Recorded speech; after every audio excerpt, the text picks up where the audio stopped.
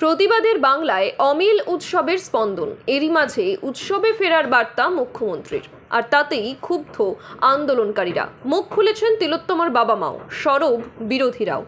এ নিয়ে বিজেপির রাজ্য সভাপতি তথা কেন্দ্রীয় শিক্ষা প্রতিমন্ত্রী ডক্টর সুকান্ত মজুমদার জানান, বাংলার মানুষ এই উৎসব মন খারাপ নিয়েই পালন করবে।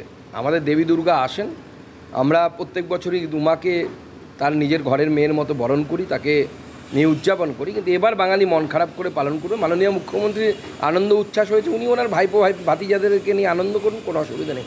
পাশাপাশি মুখ্যমন্ত্রীর এমন বার্তার তীব্র নিন্দা করে রাজ্যের বিরোধী দলনেতা বলেন, তাদের দাবি পূরণের জন্য ইস্তফা দেবেন বলছেন। স্যালুট জুনিয়র ডক্টরদের স্যালুট। মুখ্যমন্ত্রী কখনো বলছেন যে ফোর্স করে উঠতে, আবার কখনো বলছেন মুখ্যমন্ত্রীকে নিশানা শুভেন্দু অধিকারী। কি ভয়ঙ্কর কথাবার্তা বলছে, উৎসবে ফিরুন।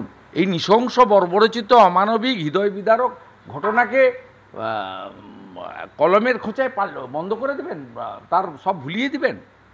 আমি 18 তারিখে সুপ্রিম কোর্টের হিয়ারিং।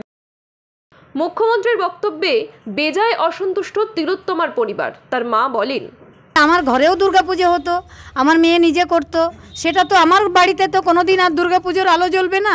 আমার ঘরের প্রদীপ নিভে গেছে, আমি কি করে মানুষকে বলবো উৎসবে ফিরতে বলুন? 1 মাস হয়ে গেছে। যদি মুখ্যমন্ত্রীর ফ্যামিলিতে এরকম ঘটনা ঘটতো, উনি কি পারতেন এটা বলতে? নিশ্চয়ই পারতেন না। অন্যদিকে আন্দোলনকারী চিকিৎসক কিঞ্জল নন্দের দাবি, আন্দোলনকে অস্বীকার করা এবং আন্দোলনকে অসম্মান করা, এই জিনিসটা আমার মনে হয় সাধারণ মানুষ খুব একটা ভালোভাবে মেনে নেবে না। উৎসব হবে কি হবে না সেটা মানুষ ডিসাইড করবে, মানুষই বিচার করবে উৎসব হবে নাকি পুজো হবে। আপনারা দেখছেন ইউএন লাইভ, বাংলা খবরের শেষ কথা।